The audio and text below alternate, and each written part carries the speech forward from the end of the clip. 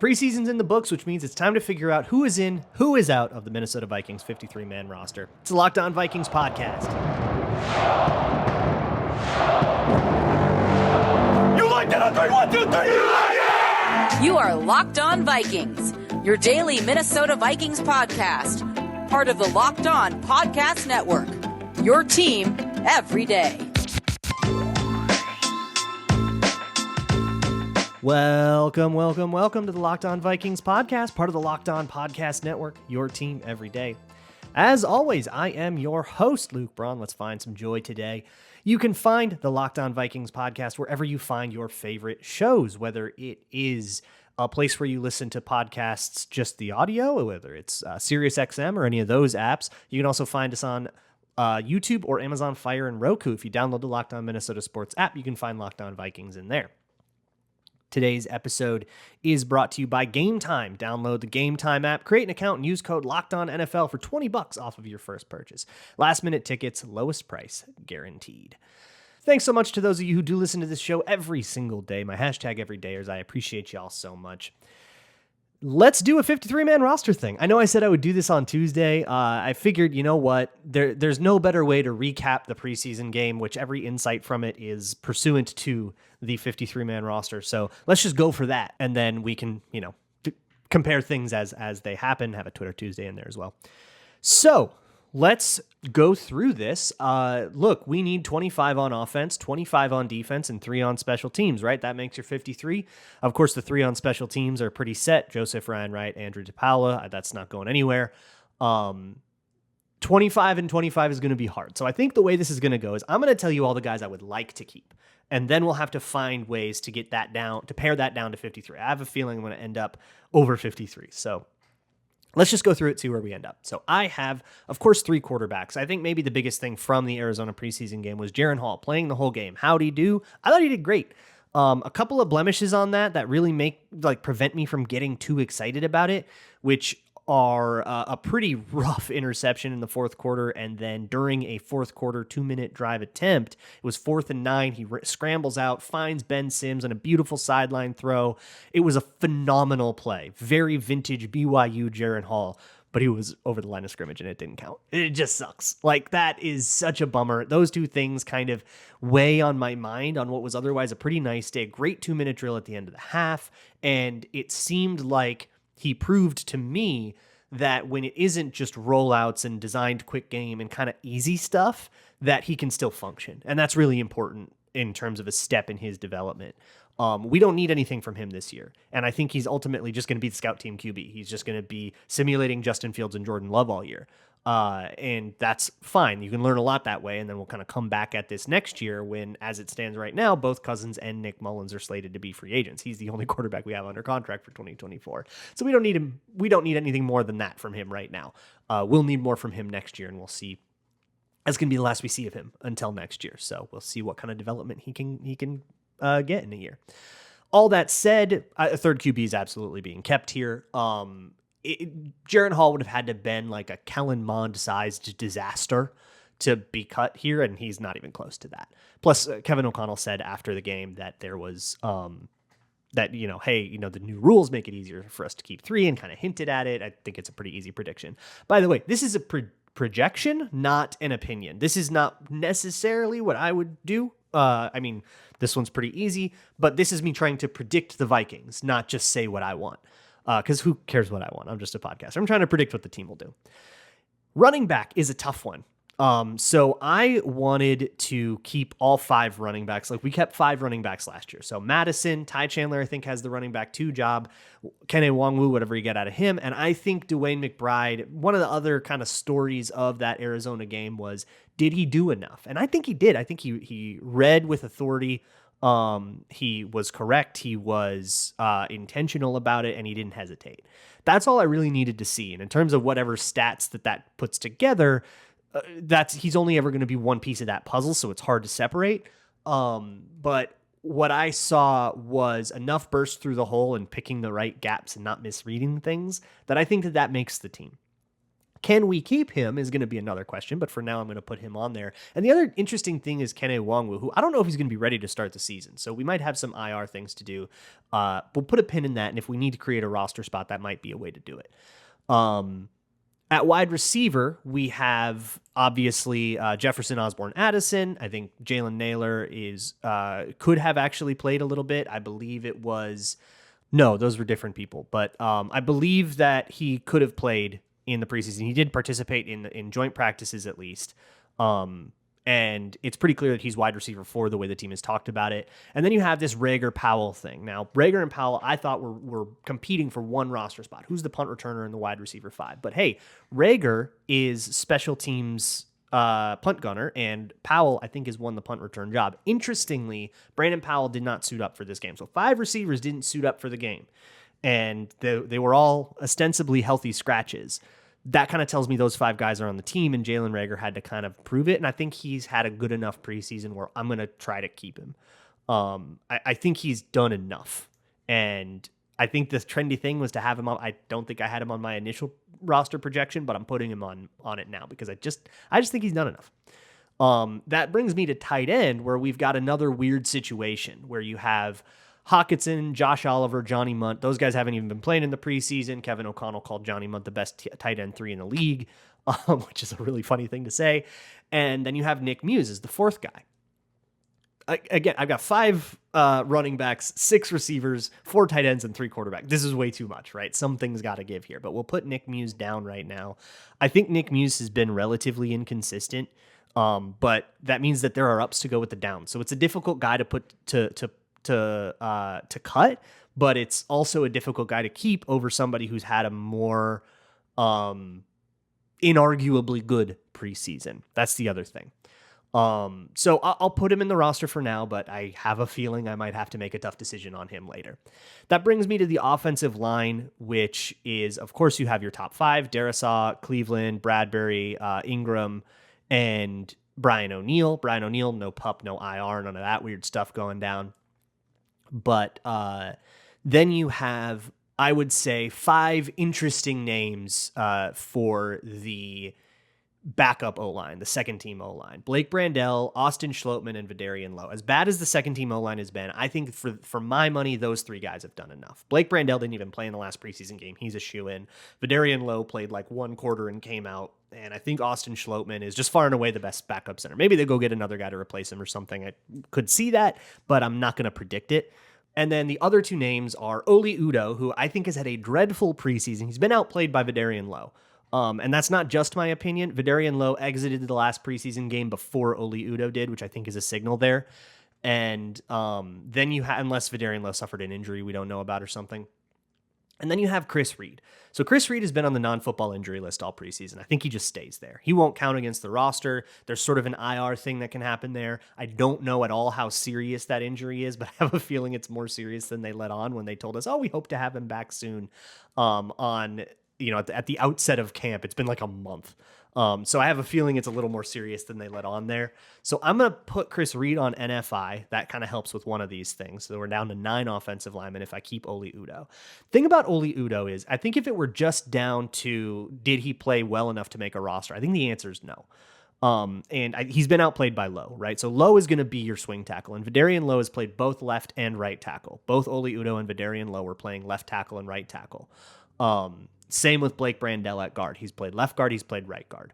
So they were doing that to really see, okay, who can be a swing tackle? Who can play both sides? Vidarian Lowe has won that competition, so he is the swing tackle. Oli Udoh becomes the 4th tackle, and he wasn't even all that great at it. Here's what I think.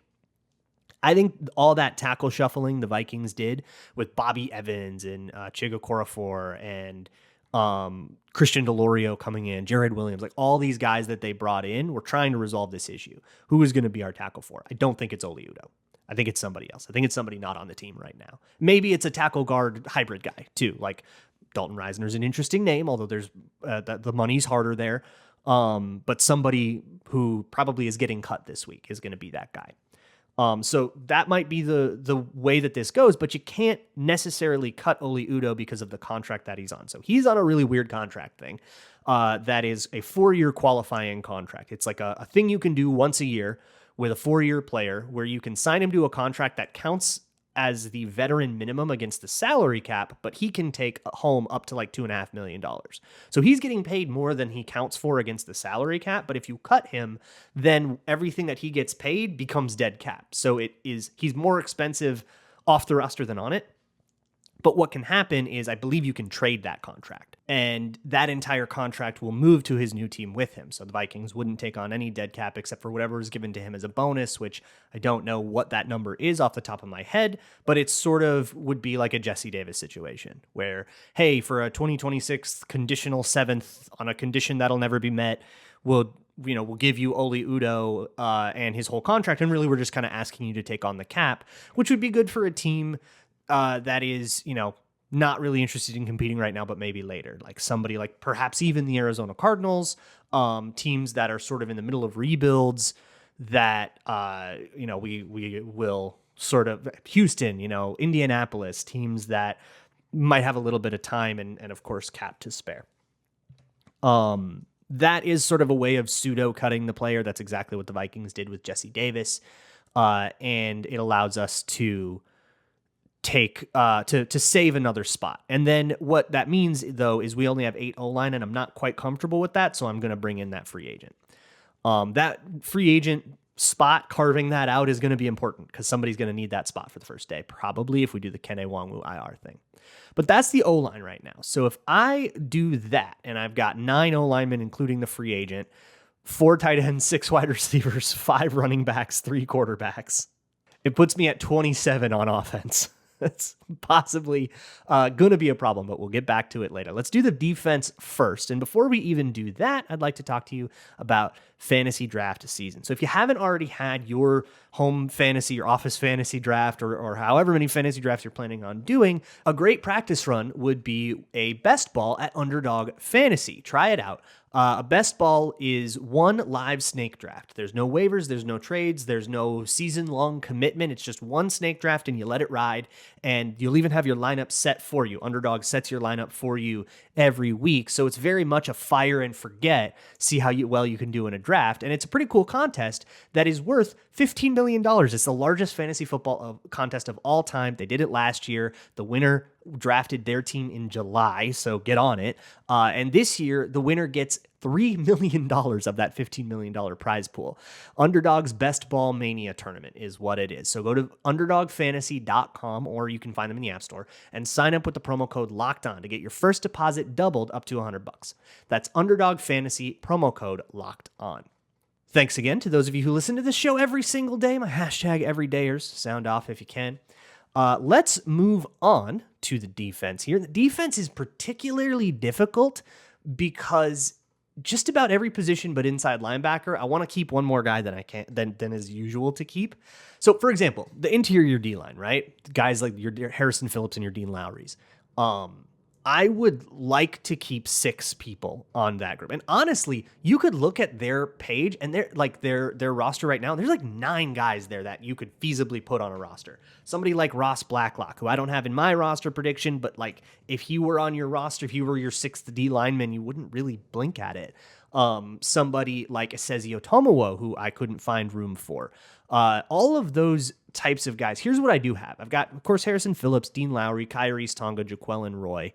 And then it's Jonathan Bullard and Sheldon Day. Now, Jonathan Bullard has been treated functionally like a key backup or a starter, somebody who has been basically competing, I think, with Tonga and Lowry and Jaquelin Roy for reps in the real season. So Jonathan Bullard, I think, is at least 4th on this depth chart, which puts him on the roster, right? But is he a redundant piece? Will one of these guys maybe get traded away or something? Sheldon Day is the other name that I think is just too interesting to lose. TJ Smith has also had his flashes, but I think he's also had too many bad plays, and I felt like, look, this is a really competitive thing. That's enough to get you cut. I am going to try to get him on the practice squad. I will do a practice squad prediction, by the way, later in the show. And I did try to get TJ Smith on it, even though I kind of expect somebody else to grab him. But Sheldon Day feels like someone who has just had too good of a preseason. He was a stud in the Arizona game. He was a stud in the Titans game. I don't feel like I can get away with cutting him. I just don't feel like that's justifiable with how well he has played. That gives me 6. So again, we've got roster pressure, but we'll come back around to it. That brings me to the outside linebacker D-end types, right? That is Danielle Hunter, Marcus Davenport, right? And then the 3 guys that we're really thinking about here are DJ Wonnum, Pat Jones, and Luigi Villon. Villon is maybe the hardest guy for me to figure out. He's the most 50-50 guy of all. I'm going to put all 5 of them on and we'll figure out what to do. But DJ Wonnum is also interesting on the postcast, which is the live recap that Sam Ekstrom and I do after every game. You can find it on the Locked On Minnesota Sports YouTube channel live right after every game, right after 000s. And if you miss it, you can, of course, catch it on YouTube whenever. And you can also find the audio of it on this podcast feed, Locked On Vikings. You've probably seen it showing up in your feed.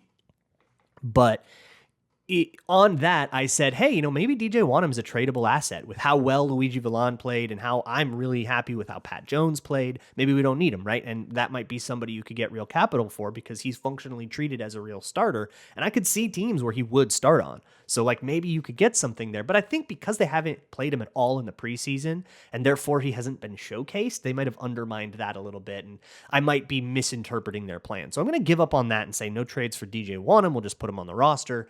And we'll circle back to this Luigi Villon, Sheldon Day, D-line. I got 11 D linemen. That's more than we need for sure. So somebody is going to get cut out of here, maybe traded out of here. And we'll just have to kind of turn her back around and see what we can do. Inside linebacker, pretty easy. Hicks, Asamoah, Ivan Pace, and Troy Dye. I had Troy Reeder in here at the beginning of camp until I saw he was playing with the 3s and not doing well. And he's had way too many bad plays. Where I don't think that that's even close. Then you've got guys like Abraham Beauplan or Tanner Vallejo or whatever. I don't know. None of those guys really move me, right? This has always been the key for. I think that's the one that pretty much everybody will have identically. Let's move on to cornerback, which is another very interesting group because there's some guys that I think we didn't expect to have to be talking about that we're talking about sort of both ways. But look, Byron Murphy, Caleb Evans, Mekhi Blackman, there's your 3 starters. Mekhi Blackman, by the way, he was injured in this week of practice, but he should be good to go for week 1, we have been told. We'll see how that goes. We do have a bye week, so they do have a week for guys to get healthy, get out of concussion protocol, etc. But yeah, those are your 3 starters. And then here's the next 2, Joejuan Williams and Andrew Booth, right? Those are your next 2 guys. I would say then depth chart wise, you've got Jalen Williams, I guess. And you start talking about Kalon Barnes and CJ Colden. I don't think any of those guys made the team. I do have Jalen Williams going to the practice squad just because he plays inside and outside and there's value to that. But, that brings me to Najee Thompson, who I think has to make it. Now, Joejuan Williams did not play in the Arizona preseason game. Kevin O'Connell said afterwards that Williams wasn't quite healthy enough to play. So it wasn't a healthy scratch. I was saying it's oh my God, he was a healthy scratch. I later learned he was not a healthy scratch. So I got to correct myself there. Andrew Booth did play. He only played for a quarter, and I bet Joejuan Williams would have probably gotten the same treatment. And then Najee Thompson also was not a healthy scratch.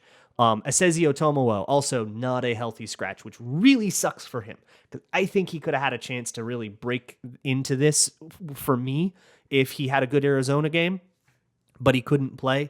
So that's one of the cuts I'm the most sad about, although he's also been kind of consistently with the 3s. So I'm also sort of reading that the Vikings might not be as excited about him as they were before. That brings me back, though, to Joejuan Williams and Andrew Booth. So here's the thing. With Mekhi Blackman hurt in the joint practices, Joejuan Williams took the first team reps. Andrew Booth did not. So Williams is above Booth on this depth chart. If you are going to cut a corner, and it's not going to be Najee Thompson, who I think should make the team on special teams, I've made that argument pretty in quite a bit of detail. You can find a Patreon post, and you can actually find a Locked On Vikings episode from last week as well. Assuming it's not Thompson, Andrew Booth would be the next man out. So we're either keeping 5 cornerbacks and cutting Booth, or we're keeping Booth, right? Now, I think Booth has done enough to at least show that it's worth giving him another year to try to develop. Now, I don't know if he will develop, and maybe we're cutting him next year, but as a second-round pick, I think he's done enough to hang on to him, and I don't think the Vikings will. He is not bad enough to give up on. I don't think he's bad enough to play over Joejuan Williams or Mekhi Blackman. That sucks, right? He's not good enough to do that, but I don't think he's done poorly enough to cut him. And I'm going to fight for that, I think, a little bit, where I keep Joejuan Williams, Booth, and Thompson. And there's your 3 backup corners with Thompson playing special teams. And with Booth, I don't know, I'll probably do a Patreon video on him again if he has to play, but it's kind of the same thing. He just does too much stuff. Whenever he gets beat, it's just because you give 1 jab step to the inside and he responds to that with 2 kick steps to the inside. That's too many steps. That's just too much stuff. And if he's worried about falling behind in the rep because he didn't respond with enough shuffle stepping or whatever, he needs to trust that he can turn his hips and recover, which he's very good at. And he's just not kind of giving himself the opportunity to use that skill set. And instead he's getting himself out of position in a much worse way. That's something that can be worked through. Going to take a while. There's a lot of stuff with Andrew Booth, who's a very raw guy that needed a lot of work coming in, and I'm fine to give him that chance. But that brings me to the safeties. Interestingly, O'Connell, after the game on Saturday, said, hey, we need to have some tough conversations about these safeties. We might keep all 6. And so that means Theo Jackson making the team, right? And of course, Jay Ward, Lewis Seen, and then your starting 3, which is Harrison Smith, Cam Bynum, and Josh Metellus. This is another place where I could honestly see somebody getting traded, right? Somebody like, Josh Metellus is a captain. I think they'll be less willing to part with him than they will with somebody like Cam Bynum, which I actually predicted on the Minnesota Football Party is like this sort of way to relieve roster pressure. And I think that might be something we see, where we see players that would make the team. Well, hey, we can't keep all 5 of you. Let's just try to get a draft pick for this. Maybe something we have to deal with there. I am not going to keep Theo Jackson for my money. I don't think he's done enough to make the team. I do have him on the practice squad, though. I just don't think that he's really flashed in the preseason. He's done his job. That's fine. But when you're with the 3s and you want to be on the 53, you got to do more than just sort of be reasonably in position. And he hasn't always been in position, and he hasn't always made good plays.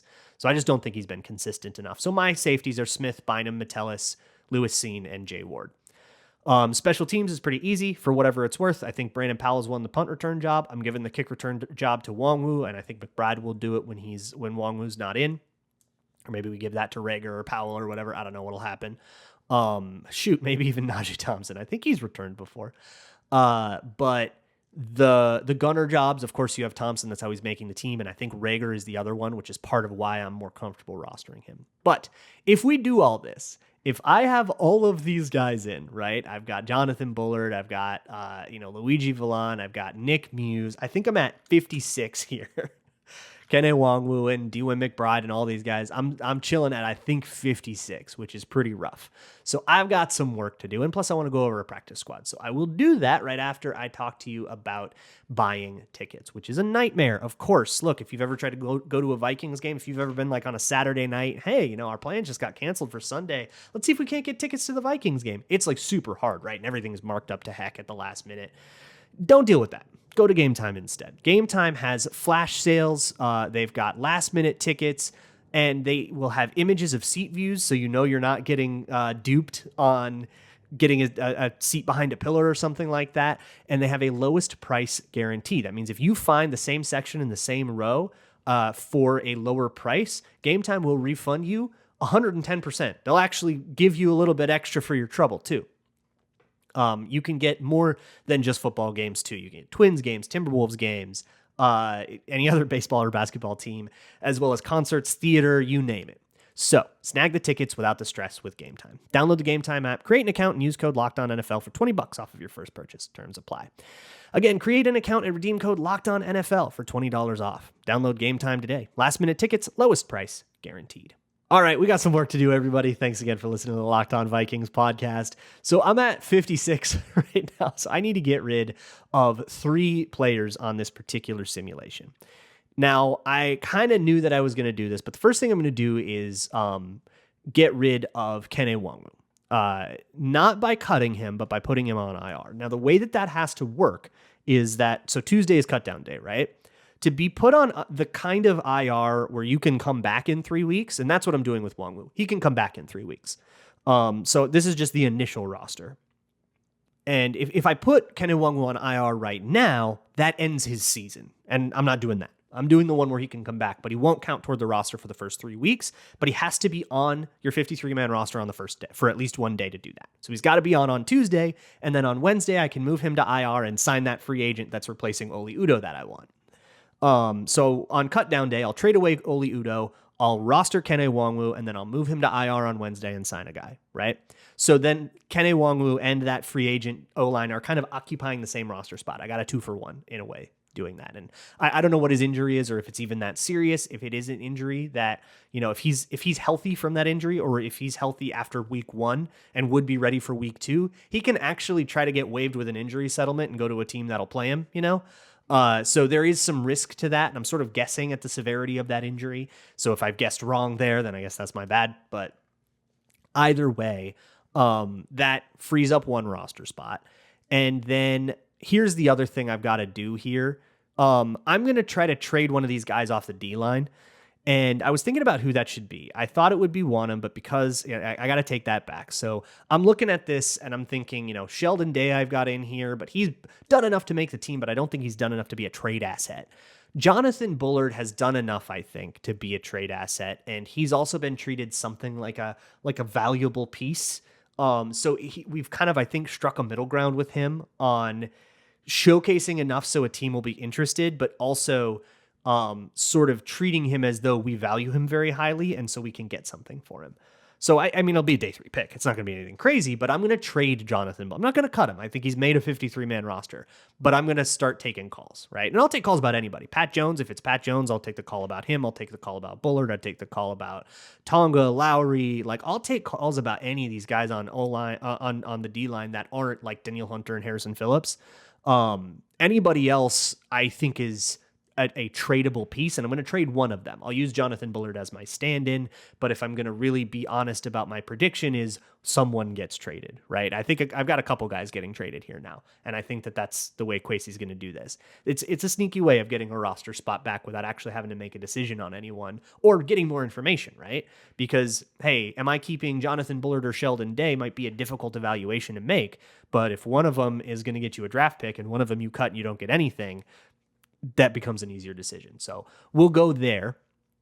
That leaves me at 54. I've still got Nick Muse and Luigi Villon. Those are the two players that I don't feel confident have done enough to actually make the team. I think they've done enough to make the team if there weren't roster pressure.